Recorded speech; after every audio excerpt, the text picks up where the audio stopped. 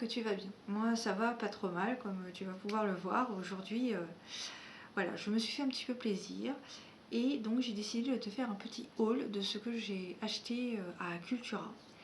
Donc je précise tout de suite que c'est sponsorisé par ma carte bleue, voilà. Et j'ai eu envie de partager avec toi mes petits achats parce que ça va peut-être t'inspirer pour tes achats de Noël, que ce soit pour toi ou pour tes proches. Voilà. Si toutefois tu étais en manque d'inspiration, et bien peut-être que dans le thème voilà, de la lecture, des bougies et des oracles, ça va peut-être t'inspirer. Voilà. Alors, on va commencer par le petit oracle des contes merveilleux de Sylvie Lavoie et de Gabriel Sanchez aux éditions Contredire. Donc c'est une nouvelle collaboration entre ces deux personnes, donc Sylvie Lavoie et Gabriel Sanchez, puisqu'ils ont déjà tous deux créé l'oracle de la phytothérapie de Mademoiselle Mille Pétales, et également le livre qui va avec, alors qui est vendu séparément mais qui matche tout à fait avec l'oracle, Grimoire et recettes aux fleurs de Mademoiselle Mille Pétales. Je te mettrai par ici normalement, si je ne me trompe pas pour le retour, la présentation de cet oracle et donc du livre que je fais de Sylvie Lavoie et de Gabriel Sanchez. Et donc là j'ai vu qu'ils avaient collaboré une nouvelle fois pour ce petit oracle, et donc je l'ai pris parce que, je te lis les petites lignes qu'il y a au dos. Cendrillon, le chat botté, Alice au pays des merveilles, Peter Pan, porteurs de messages puissants et symboliques, les contes merveilleux sont riches d'enseignements et de conseils pour qui osera les interpréter. Donc c'est un oracle de 43 cartes. Je vais te le présenter prochainement. Je ne sais pas si je le ferai avant Noël, mais je vais te le présenter parce que je pense que j'aimais beaucoup les illustrations que Gabriel Sanchez avait faites pour l'oracle de phytothérapie et le livre qui était vendu avec, enfin séparément. Et Sylvie Lavoie, j'aimais beaucoup ces deux personnes, j'aimais beaucoup le thème. Donc voilà, je suis contente, petit plaisir. Ensuite, j'ai acheté aussi celui-ci, donc la petite boîte pour vivre les accords Toltec au quotidien. Donc voilà, comme son nom l'indique, ce sont des cartes sur les accords Toltec au quotidien, donc 81 cartes. Alors c'est un petit oracle que j'avais repéré depuis un petit moment. Et puis à chaque fois je repoussais, et puis là voilà, je me suis dit bah allez, on va le prendre. C'est la fin d'année, c'est Noël. Donc il a été créé par Florence Millot aux éditions Contredire. Voilà. Donc pareil, je te le présenterai en vidéo celui-ci. Et je cherchais les 22 arcanes majeures du tarot. Mais je ne voulais pas acheter un tarot de 78 cartes à 25-30 euros, enfin bon bref, ou voire même 20, des fois il y a des tarots à 20 euros, mais je voulais pas encore un tarot à 78 cartes, je cherchais précisément uniquement les 22 arcanes majeures. Et là, ça a été le coup de cœur, c'est le coup de cœur je pense de la journée. J'ai trouvé celui-ci, le tarot chinois. Et je pense que c'est assez rare, pour le souligner justement, de trouver uniquement 22 arcanes majeures. Donc voilà, et en plus, voilà, donc c'est le tarot chinois apprendre et pratiquer uniquement avec les 22 arcanes majeures du tarot. Donc c'est un mix entre le tarot occidental et la tradition orientale millénaire. Alors, certaines cartes, certaines arcanes majeures ont été renommées. Par exemple, nous avons la tour qui a été renommée le temple foudroyé. Donc je l'ai pas, enfin j'ai ouvert comme ça, mais lorsque j'ai ouvert le coffret, les cartes étaient emballées dans du plastique, donc je ne les ai pas ouvertes, donc je ne sais pas ce que ça vaut. De ce que je vois au dos, ça m'a l'air très joli, très, très traditionnel. Et ça ira très bien avec l'oracle des Kami et Yokai que je t'ai présenté dernièrement. Donc là pareil, je te mettrai un petit lien si tu souhaites aller voir la présentation. Et je pense que l'oracle et ce tarot vont très bien matcher ensemble. Et du coup, ça va me permettre de faire de cibler un peu mes tirages avec uniquement des arcanes majeures pour, par exemple, découvrir un peu l'ambiance centrale, l'énergie centrale dans un tirage. Donc voilà, le tarot chinois, je suis très contente de l'avoir trouvé. Et puis, enfin, vraiment, le tarot chinois, quoi. Je ne pouvais pas trouver mieux. Ensuite, j'ai fait une petite mise à jour de mes livres. Donc, dans un premier temps, j'ai pris celui-ci, donc de Stéphane Alix, Après. Donc, c'est un médium qui a écrit le livre Le Test, qui a été un best-seller. Pardon. Qui a été un best-seller. Et voilà. Donc, moi, je n'ai pas pris le test parce que je suis convaincue et je sais que voilà, il y a une vie après la mort. J'ai pas besoin d'avoir un livre de plus pour me convaincre que, alors que je sais, je l'ai. Enfin, bref. Voilà. Je ne vais pas te raconter mon histoire. Je te laisse aller voir sur mon site internet. D'ailleurs, je te mettrai peut-être l'adresse ici si tu veux aller voir. Je te parle un peu de tout ça. Et de mon compte Instagram si tu souhaites aller voir ça aussi. Et donc voilà, donc j'ai pris celui-ci qui me parlait beaucoup plus. Donc je vais te lire les quelques lignes au dos du livre. Plus d'un quart des personnes en deuil font l'expérience de formes diverses de communication spontanée après la mort d'un proche. Signes, messages, apparitions. Il ne s'agit pas d'anecdotes rares ou suspectes, mais d'une réalité quotidienne et indiscutable, vécue par plus de 200 000 personnes par an, rien qu'en France. Il n'est pas possible de réduire une telle quantité de témoignages à de simples hallucinations. Voilà, je ne te lis pas tout. Donc voilà, c'est sur la médiumnité parce que ouais, je m'intéresse. La médiumnité m'attire particulièrement parmi toutes les capacités qui peuvent exister. La médiumnité est une capacité que je tends à développer et je travaille dessus comme je peux. Voilà. Et je m'aide beaucoup de livres.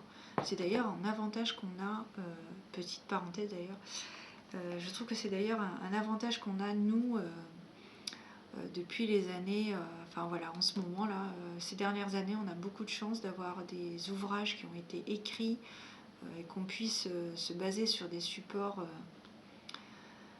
Voilà, je trouve que c'est très bien parce que avant les années 2000, il n'y avait pas tout ça, il n'y avait pas Internet, ou très peu, il y avait très peu d'accès à Internet, il n'y avait pas de bouquins, et voilà, c'était souvent la magie des campagnes, et la transmission ne pouvait pas se faire comme elle se fait aujourd'hui. Voilà, donc je trouve qu'on a une chance inouïe, nous, en ce moment, depuis quelques années, de pouvoir trouver des livres sur la médiumnité aussi facilement qu'il y a 20 ans, par exemple.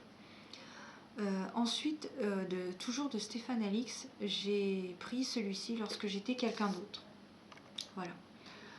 Alors, pour te lire quelques lignes du résumé au dos, pour se ressourcer et faire le point sur sa vie, Stéphane Alix entame une retraite en forêt. Il ignore qu'il va se confronter à l'impensable. Lors d'une méditation, une vision s'impose à lui. Un soldat de la Seconde Guerre mondiale meurt, touché à la gorge. Le nom de cet homme et d'autres informations lui parviennent également en pensée. L'expérience est extrêmement troublante. Pourquoi ressent-il une telle intimité avec ce personnage ? Donc voilà, j'ai commencé à le lire, c'est celui-là, oui, c'est celui-là que j'ai commencé à lire tout à l'heure dans ma voiture. Et vraiment, je suis passionnée, je pense que ça va beaucoup me plaire cette histoire. Voilà, je pense que voilà, c'est mes petites lectures de l'hiver qui vont se lire assez facilement. Puis en plus, moi, ce que j'apprécie avec l'avantage des livres de poche comme ça, c'est que tu peux l'amener partout. Tu mets ça dans ton sac à main ou dans ton sac à dos quand tu vas à l'extérieur et tu peux le lire très facilement. Toujours de Stéphane Alix, j'ai pris La mort n'est pas une terre étrangère. Toujours pareil.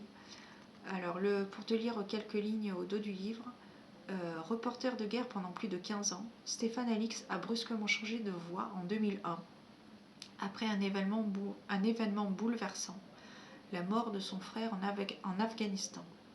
Depuis, il explore les mystères de la conscience.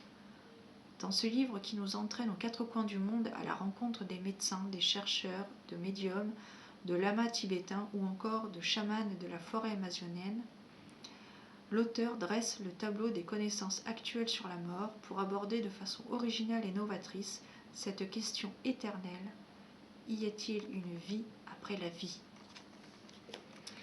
Donc, je pense que ça peut intéresser beaucoup de personnes. Les personnes qui s'intéressent à la médiumnité, ce livre peut être une bonne réflexion sur cette question. Effectivement, y a-t-il une vie après la vie? Oui. Et du coup, ça nous amène, avec toutes les rencontres qu'il a pu faire au travers du monde, comme il explique, je pense que ça peut apporter plein de précisions très intéressantes. On peut comprendre beaucoup de choses, le pourquoi du comment.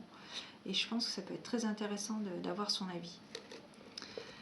Et enfin, pour terminer dans les livres, j'ai pris celui-ci également, toujours au format poche, Patricia Daré, Il y a quelqu'un dans la maison. Donc, alors c'est une médium, alors pareil, ces deux personnes sont très connues. Moi, je t'avouerai que je les connais, oui, mais j'ai jamais approfondi le sujet de ces deux personnes. Mais voilà, donc Patricia Daré, qui est aussi une médium, qui a sorti plusieurs livres, je crois, sur la médiumnité. Il me semble que j'en avais vu deux, trois autres peut-être. Donc pareil, spécialiste des rapports avec l'au-delà, la médium Patricia Daré aborde ici le cas des maisons hantées, dans lesquelles elle est intervenue, non sans prudence. Elle sait que l'esprit humain est capable de créer des visions qui relèvent davantage du domaine des psys que du sien. Toutefois, certaines âmes, restées bloquées après la mort, continuent d'errer dans des demeures dont elles se croient encore propriétaires, faisant vivre à leurs habitants un enfer. Donc voilà, je pense que ça va être sympa aussi de lire ce livre. Enfin, ça va être sympa. Pour quelqu'un qui doit dire, ah ouais, d'accord, c'est une fille, elle aime bien les livres qui parlent des morts, des maisons hantées, tout ça. Ben ouais, j'aime bien. J'aime beaucoup les histoires de criminels, les histoires paranormales. J'ai beaucoup aimé, mais vrai. Voilà. Par exemple, je ne suis pas du tout attirée par les émissions paranormales qui sont passées. C'est trop. Cela étant, j'ai bien aimé, il y a 20 ans, je crois, oui, c'était avant les années 2000, c'était une émission qui s'appelait Mystère. Je pense que c'était les premières émissions paranormales, entre guillemets, qui passaient à la télé. Et j'étais pas passionnée, mais j'étais très intriguée par ce type d'émission. À l'époque, c'était il y a plus de 20 ans même. C'était aux alentours des années 1995, parce que j'avais pas 15 ans. Donc pour te dire que voilà, c'était et j'étais intriguée par tout ça. Et puis voilà, 20 ans après, voilà, c'est comme ça. Et donc du coup, pour accompagner mes petites lectures, je me suis offert ces marque-pages. Alors bon, tu penses bien que j'en ai beaucoup trop pour moi, donc je vais en faire profiter mes proches. Voilà, donc c'est deux petits marque-pages. Donc il y a celui-ci, marque-page de la forêt. Ce sont des marques. Alors ce sont deux types de marque-pages à colorier, donc ça je trouve que c'est bien. Ça peut être anti-stress, si je puis dire. Et celui-ci, c'est sur le thème des love stories. Voilà. Parce que l'amour, parce que c'est mignon, et voilà. Parce que j'aime bien. Et je pense que ça plaira aussi à mes proches. Et enfin, pour terminer, presque, j'ai également acheté un Daruma, pardon. Donc dans la culture japonaise,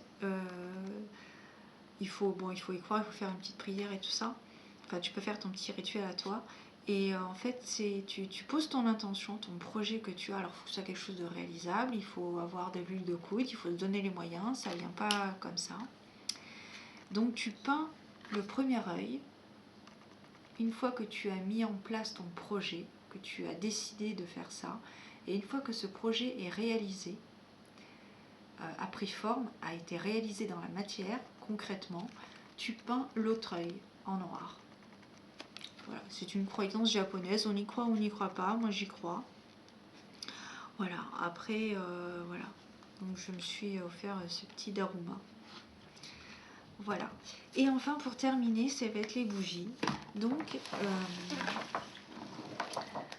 j'ai trouvé ce petit coffret qui peut, je pense, parler à beaucoup de personnes. Et je trouve que dans un paquet cadeau, ça se loge très facilement. Et ça prend pas de place. Et je pense que ça peut faire plaisir. C'est ce coffret sur, sur les 7 chakras. Et le 8e, le lotus blanc pour la pureté. Donc ce sont des petits coffrets, des petites boîtes. Je ne sais pas, avec le reflet, j'espère que tu vas pouvoir voir. Voilà. C'est donc voilà les 7 chakras. Et je pense que voilà. Dans un paquet cadeau, tu mets une petite bougie. Alors voilà, c'est des petits pots en verre quand même, donc ça a l'air d'être solide. Et à part, il y a également, ils font également les lots. Donc c'est des lots. Alors là, ce sont des coffrets de petites bougies de 35 grammes. Et là, nous avons le grand frère de 180, je crois. Je sais plus. Je crois que c'est 180 grammes. Enfin, c'est le grand format. J'ai déjà testé le Manipura, donc le chakra du plexus solaire. Ça sent très très bon. Bon, après, il faut aimer, mais moi, ça m'a pas trop entêté. Donc, je pense que c'est très léger. Voilà, c'est fait à base d'huile essentielle. Et donc j'ai pris celui-ci également pour le chakra du 3e œil. Voilà. Et j'avais réservé, parce que j'avais fait une réservation sur le site internet. Puis finalement, tu vois, c'est avéré que je suis rentrée dans la boutique et que j'ai osé rentrer dans les rayons, bref. Et du coup, j'ai pas fait attention quand j'ai récupéré ma commande, ma e-commande. J'avais mis de côté également, j'avais pris une autre bougie Manipura. Et en fait, la personne s'est trompée. Et je n'ai pas vérifié non plus. Donc c'est 50-50. Voilà, c'était la Manipura. Et puis en fait, elle s'est trompée, elle m'a mis le lotus blanc. Mais bon, ça sent bon, ça me gêne pas trop. Mais bon, du coup, je sais pas encore si je repasserai à la boutique. Donc voilà, je sais pas encore, je me tâte. Peut-être que je vais la garder. Je sais pas, je vais voir. Mais c'est vrai que pour le coup, c'était vraiment le plexus solaire que je recherchais. Donc je sais pas, je verrai, soit je... Et bonne qualité. Pour avoir testé déjà les grands formats, bonne qualité et puis cire végétale. Donc ça c'est bien. Si tu cherches des bougies en cire végétale, Cultura, il y en a. Il y a des bougies... alors j'ai vu aussi qu'il y avait des grandes bougies de chakra, mais par contre c'est de la cire... c'est pas de la cire végétale, c'est la cire... comment on appelle ça? L'autre type de cire.